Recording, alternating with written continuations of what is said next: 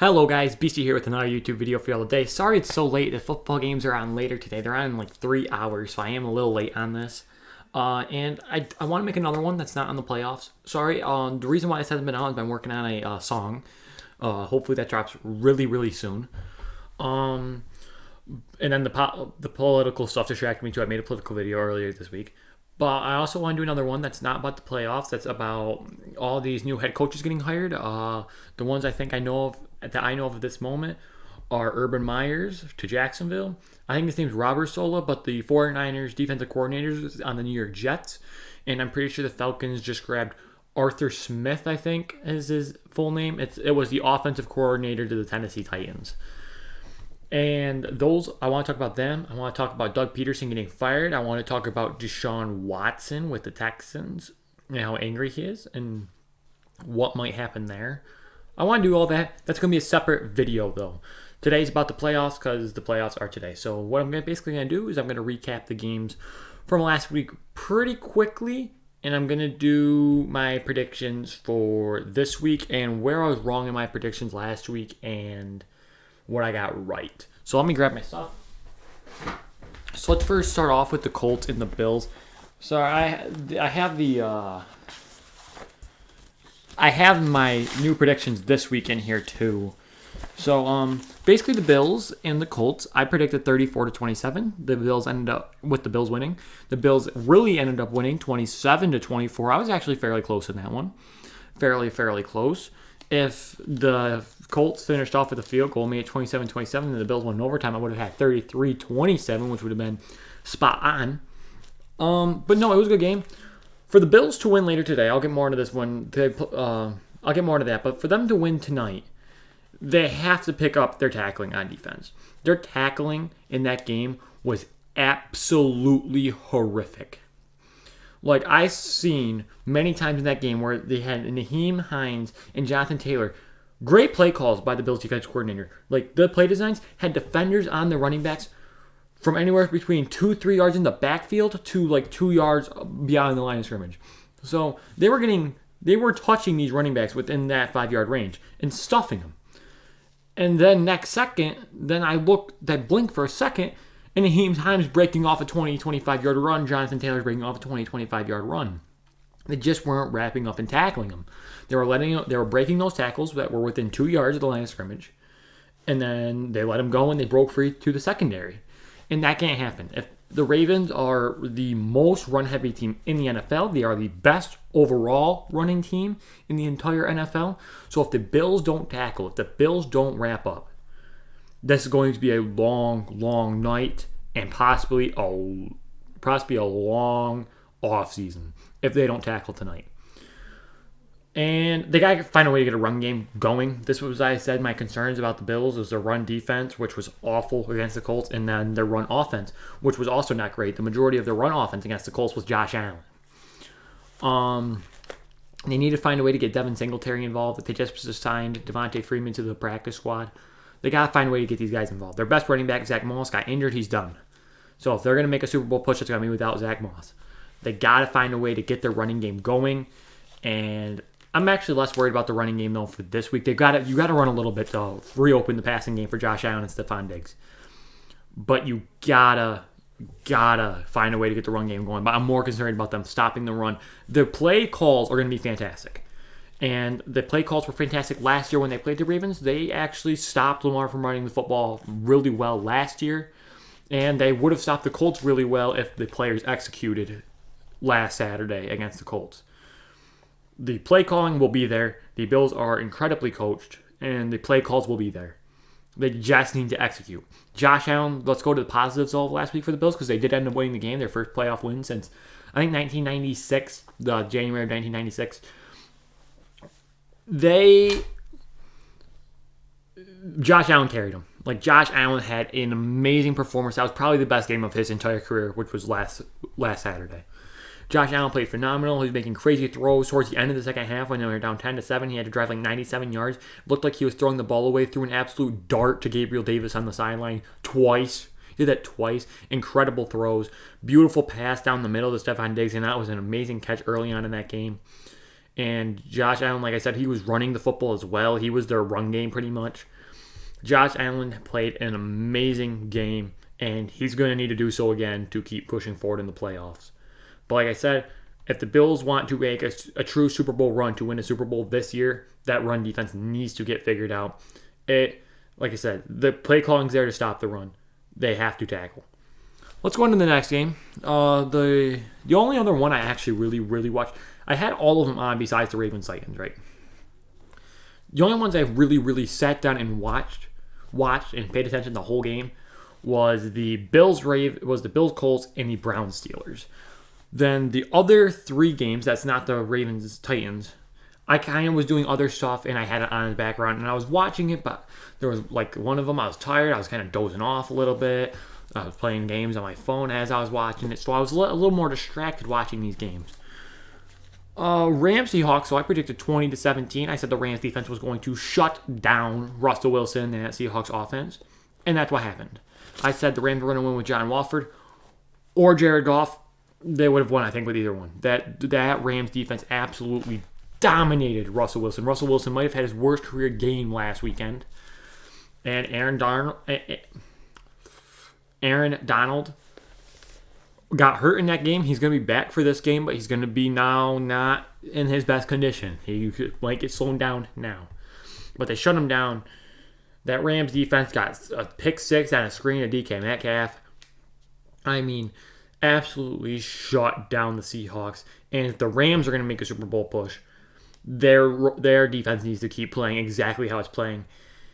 And Jared Goff needs to play better. Jared Goff, or if they start Blake Bortles, whoever they play at quarterback needs to play a lot better. Jared Goff did not have a good game against the Seahawks. He is lucky his defense carried him. If you take away the pick 6, it is a 23-20, so I was 3 points off for each one. If you take away the pick 6, but of course, since the pick 6 happened, it was 30-20. That's as much analysis. Great defensive battle. The Rams won the defensive battle, which I thought was going to happen. Rams, I think, have probably the best defense in the league. They have a stud pass, at least the best pass defense, 100%. And when you got the Russell Wilson, the pass defense is pretty big and important.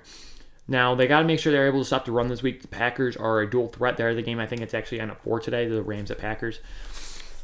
The Packers can run the ball too. You got Aaron Rodgers, so that part's going to be fun. And it's going to be fun to watch these Rams corners. I'm not going to say Jalen Ramsey because they're a zone defense. So Jalen Ramsey's not going to follow Devontae Adams everywhere on the field. It's going to be very zone defense. So it's going to be awesome to see the best pass defense go up against Devontae Adams and Aaron Rodgers. It's going to be such a phenomenal thing to watch on screen.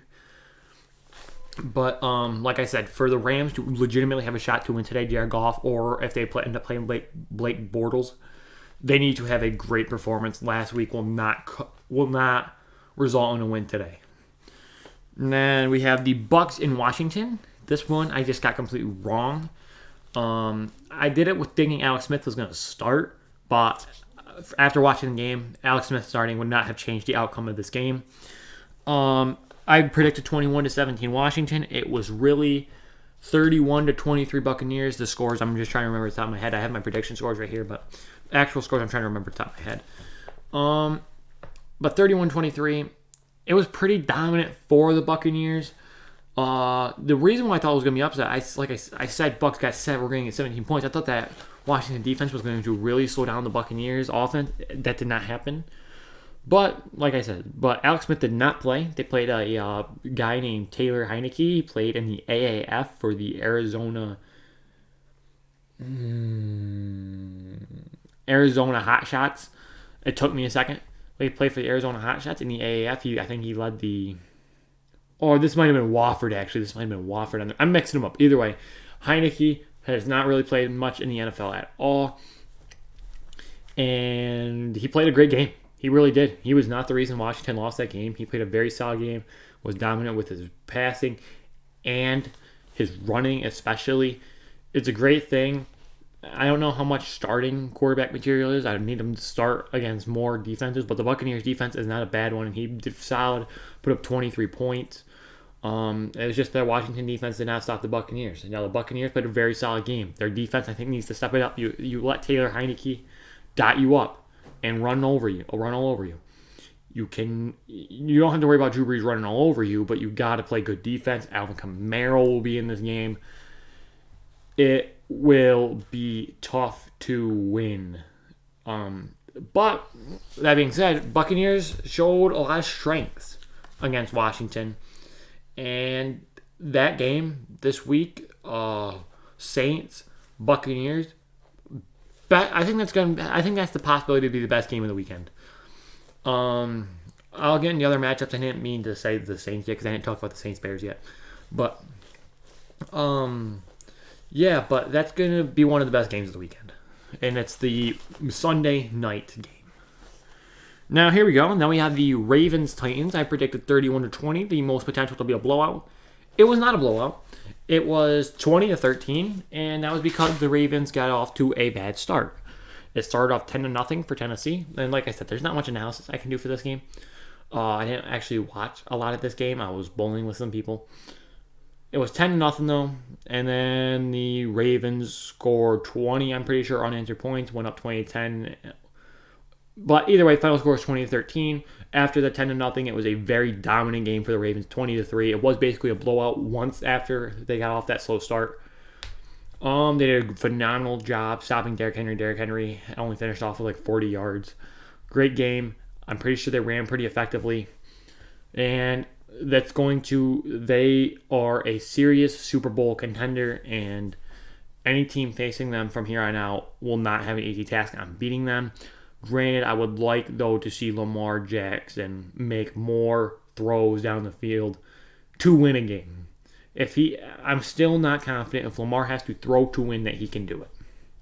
I'm confident some of these other quarterbacks can. I think Josh Allen can. I think Patrick Mahomes can. I think Rodgers can. I think Brady can. I think Breeze can. Lamar is one of the few ones right now left in the playoffs that I'm not sure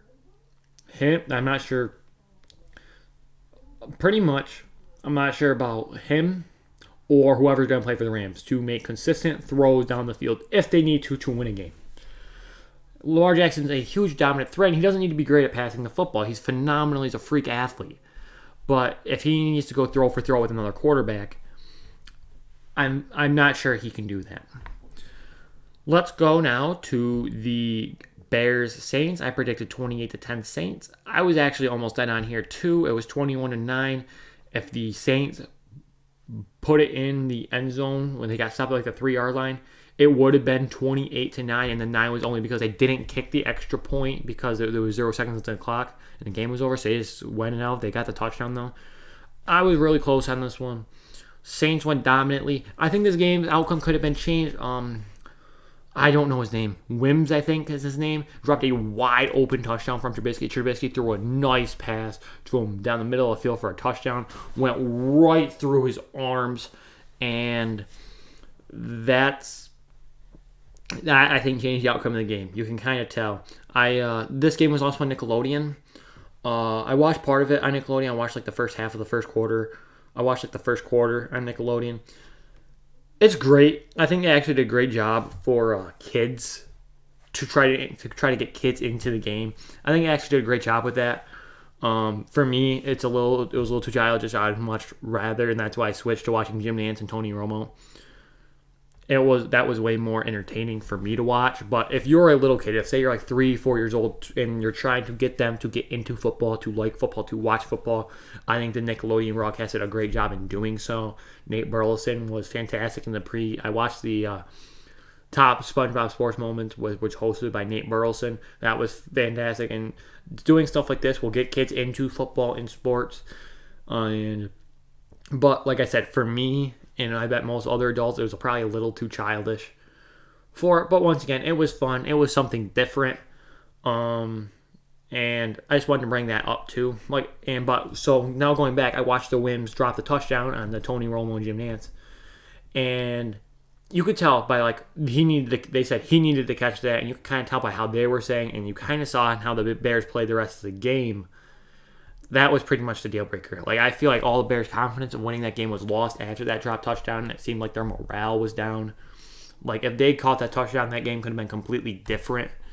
But like I said, you could kind of tell by how Jim Nantz and Tony Romo were talking about how the Bears looked on the sideline that game was over after that touchdown was dropped.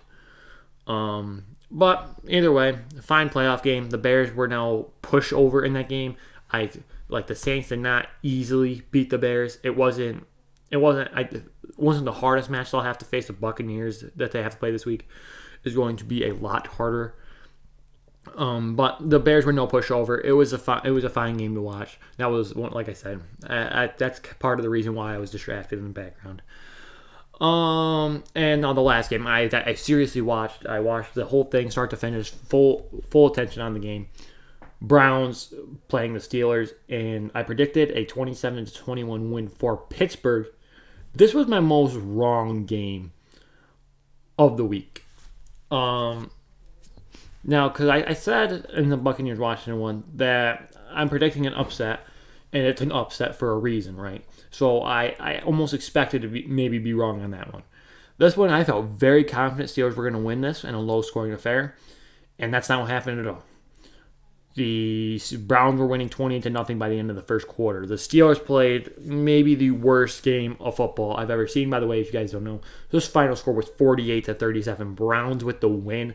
First of all, actually, before I get any further, congratulations to the Browns. You guys won your first game in a long time as well. But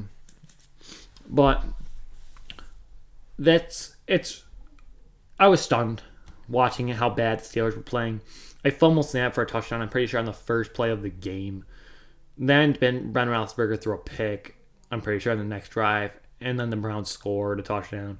And that happened pretty much for a full quarter, 28-0. It was 35-10 at halftime. And really, after that first quarter, that game was over, to be honest. That game was done then. I know the Steelers put up 37 points, and it looked like they were going to make a comeback towards the end. It was done 28-0, or at least 35-10. When teams score late, and it looks like they're starting to make a comeback, a lot of that's garbage yards. Defenses don't try to let up, I don't think, especially in the playoffs. I bet that Browns defense did not try to let up at all. You naturally do so when you're up by so many points. When you're up by 25, 28 points, you naturally let up. You kind of just start relaxing. You're in a better mood. You're not as hungry anymore. When you are so dominant out there is when you're hungry. And want to win with high desperations. You don't get those desperations when you're up by 25, 28. And you pretty much feel like you have it in the bag. So a lot of those yards and points made by the Steelers in that second half are what I consider quote unquote garbage points. The defense is playing less, the defense isn't playing as hard. The offense usually doesn't play as hard. And like I said, it's not actually a fault of the players. I don't think the players are saying to themselves, we're going to lay off a little bit. It just naturally happens. It's it just happens without you even wanting it to. So a lot of those were garbage points. They won 48-37. They still won by 2 scores. That game was over, like I said, at least not by the end of the first quarter, by halftime when they were winning 35-10. Dominant fashion by the Browns, and I'm so happy they got the win. Now, because of the Browns win, it messed up my playoff games I predicted this week. With the Browns, if the Steelers win, it would have been the Steelers, Bills this week, Ravens, Chiefs. I only got 2 games wrong. But because of that Browns one, I got 3 out of the 4 matchups next week wrong. I had the Steelers at Bills, Ravens at Chiefs. Neither one of those are happening now. Rams at Packers, which was the matchup I did predict correctly.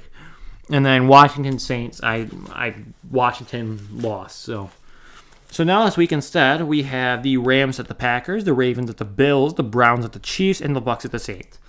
I'm going to rate these games first from best to worst, worst to best, I mean. The worst game is probably going to be the Rams-Packers, the first one to start off the weekend.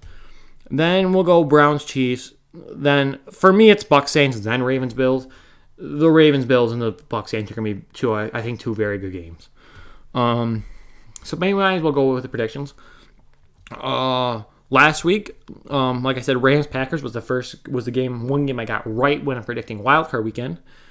And I predicted 24-13 last week when doing this. I'm going to keep the same exact prediction. 24-13, Packers will win. I think the defense is going to slow down Rodgers and Devontae Adams. I don't think they're going to shut him down. They might have a little trouble stopping Aaron Jones. But 24-13 Packers, I think that's pretty fair. Yeah, I think it's fair. I think it's going to be pretty low scoring. I don't have faith in Jared Goff or Blake Bortles, whoever they decide to play. Or if they start golfing and play Bortles. Like, whoever is that quarterback, I don't have faith they will outduel Aaron Rodgers. And I don't think Aaron Rodgers and Devontae Adams are going to get stopped for 4 quarters. Then we have the Ravens at Bills on tonight. Oh, this is going to be such a good game. Just such a good game. It really all comes down to if the Bills stop the run. If the Bills tackle and stop the run game. Like I said, last year when they played the Ravens, their scheme was great. When they played the Colts last week, their run scheme was great defensively. But they did not execute last week. If they don't execute this week, the Ravens will come out with a win. I guarantee it. But on the other hand, if they do execute, the Ravens, like I said, I don't have faith Lamar will win with a throw. If Josh Allen and Lamar Jackson go throw for throw, I'm taking Josh Allen. Especially because I like the receivers on the Bills as well a lot better. You got some solid ones on the Ravens, don't get me wrong. You got Dez Bryant, Marquise Brown, Willie Snead. But the Bills, you have Stephon Diggs, who is probably the second best receiver who played this year, only behind Devontae Adams. And then and people could argue Stephon Diggs with Devontae Adams, but I'd put him at 2. Then you have John Brown, who's a great speedster. Cole Beasley is great in the slot. Gabriel Davis, who's a nice physical, who's nice on the outside for Josh Allen. Both Gabriel Davis's big completions were sideline catches last week. I'm concerned about the Bills' run game, though. I am concerned about it. I do not have faith in Devontae Freeman if they play him or Devin Singletary, and Josh Allen cannot be running all the time. He's doing it for the playoffs, which is fine.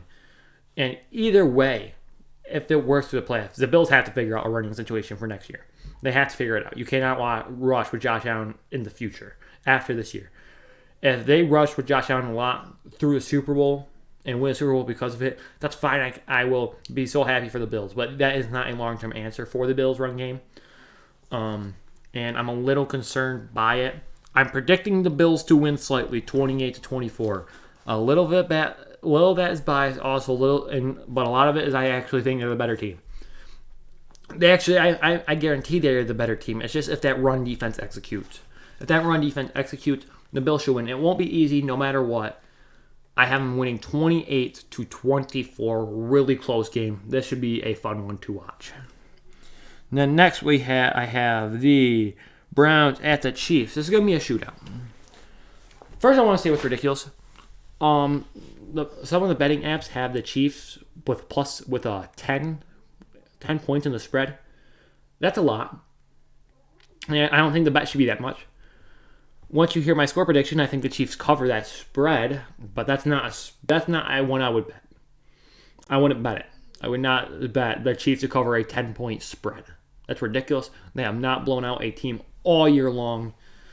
Like at least in the second half of the season, have not blown out a team, and the Browns are not no joke of a team right now.